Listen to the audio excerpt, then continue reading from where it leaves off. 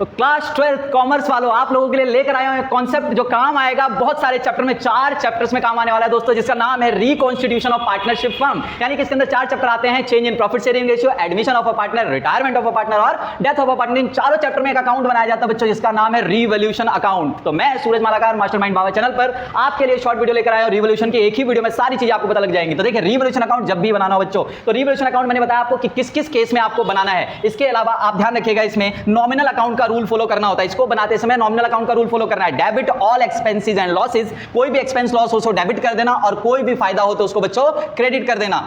तो students, revolution account बनाने में आपको क्या देखना होता है? आपको फोकस करना है कि किसी असेट्स या लायबिलिटीज की वैल्यू बढ़ी या घटी तो नहीं है, क्योंकि असेट्स या लायबिलिटीज को जो हम बैलेंस शीट में लिखते हैं वो किसी भी वैल्यू पे हम दिखाए रखते हैं, क्योंकि बिजनेस ऐसे ही चल रहा था, है ना। और जब कोई रिकॉन्स्टिट्यूट होता है, जब कोई एडमिशन होता है, रिटायरमेंट होता है, तो इस समय पे हमें चेक करना चाहिए कि वो असेट्स या लायबिलिटीज की वैल्यू बढ़ी या घटी तो नहीं। इसी एडजस्टमेंट को कहा जाता है बच्चों revolution of assets and reassessment of liabilities. दोनों का मतलब एक ही है, नाम अलग है। इसका मतलब होता है कि कोई असेट्स या तो बढ़ी होगी या घटी होगी, कोई लायबिलिटीज या तो बढ़ी होगी और घटी होगी, उसको हमें यहां पर लिखना है और उससे जो भी प्रॉफिट लॉस है वो हमें निकालना होगा। समझ आ गया? तो फोकस किस पे करना है? एडजस्टमेंट्स पे। जितनी भी रिवॉल्यूशन की एडजस्टमेंट दी होंगी किससे रिलेटेड होंगी? असेट्स और लायबिलिटीज। तो आइए उससे रिलेटेड क्या करना है, देखो मैं यहां पर समझाता हूं। रिवॉल्यूशन अकाउंट आपको बड़े प्रेम से लिख देना है ऐसे ही भैया। ये रहा भैया लेफ्ट हैंड साइड, जिसे डेबिट साइड कहते हो, right hand side credit side कहते हो। पर्टिकुलर अमाउंट ये आ गया। ये बड़ा ध्यान से देखो, इतनी एंट्री भाई, इतनी एंट्री में सारा खत्म हो जाएगा। देखिए,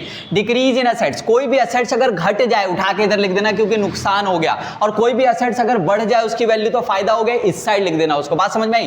कोई भी असेट्स घटे, जैसे बोला कि बिल्डिंग डेप्रिशिएटेड, तो बिल्डिंग डेप्रिशिएट हो गई ना, घट गई, यहां पर लिख देना टू बिल्डिंग अकाउंट। बस इतना ही लिखना, कुछ नहीं लिखना डिक्रीज इन बिल्डिंग, सिंपल। यहां पर बोला कि भाई लैंड की वैल्यू बढ़ गई है, तो यहां लिख देना भाई लैंड और अमाउंट लिख देना। क्या लिखेंगे? कौन सा वाला अमाउंट? जितना बढ़ा और जितना घटा। बात समझ में आ रही है? देखो भाई, टू इंक्रीज इन लायबिलिटी, कोई लायबिलिटी अगर आपकी बढ़ जाए तो बच्चों नुकसान हो जाता है, तो ये यहां पर लिख देना। बात समझ में आए?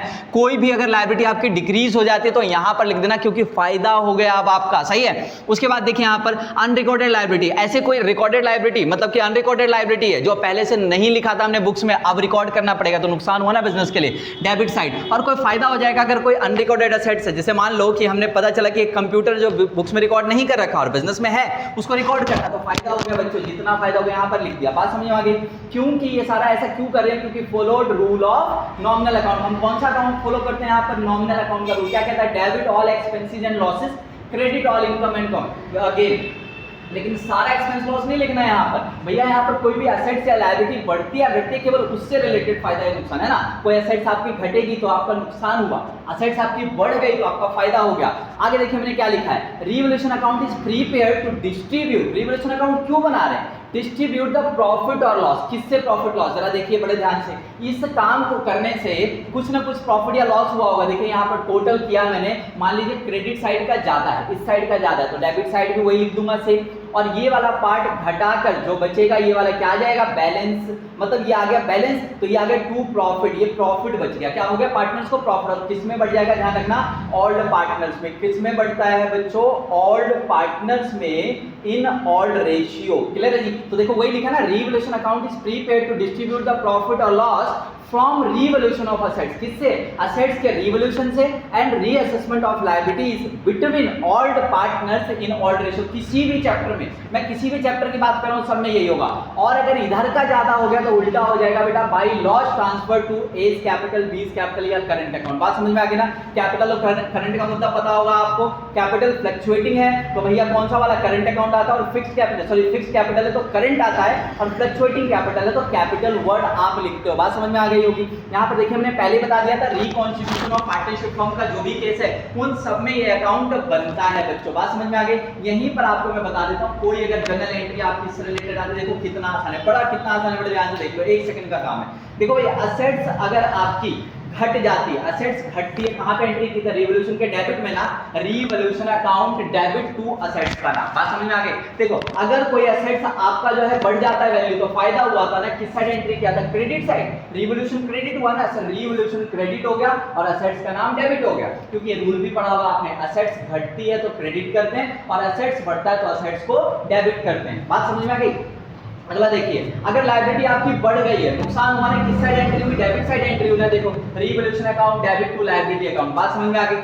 सेम है, अगर कोई लायबिलिटी घट गई है, फायदा हो गया भैया आपका, फायदा किस साइड एंट्री, रिवैल्यूएशन क्रेडिट, देखो रिवैल्यूएशन अकाउंट क्रेडिट और लायबिलिटी डेबिट हो गई, बात समझ में आ गया। लायबिलिटी का रूल होता है बच्चों, बढ़ेगा तो क्रेडिट, घटेगा तो डेबिट, बात समझ में आ रही है। देखो सेम है, अनरिकॉर्डेड लायबिलिटी, अनरिकॉर्डेड लायबिलिटी की एंट्री किस साइड हुई, डेबिट साइड ना, देखो revaluation account debit to unrecorded liability. अच्छा जी, कोई अनरिकॉर्डेड असेट्स की एंट्री पूछ रहा है आपसे, किस साइड एंट्री हुई, क्रेडिट साइड, ये देखो रिवैल्यूएशन अकाउंट क्रेडिट और अनरिकॉर्डेड असेट्स अकाउंट डेबिट, और लास्ट आ जाता है प्रॉफिट या लॉस। तो सर प्रॉफिट की एंट्री किस साइड होगी, डेबिट साइड ना, ये रहा सर प्रॉफिट की एंट्री, रिवैल्यूएशन अकाउंट डेबिट कर दिया, किसमें बटा, to A's capital B's capital, बात समझ में आई। उम्मीद करता हूं आपको ये रिवैल्यूएशन अकाउंट परफेक्टली समझ में आ गया होगा।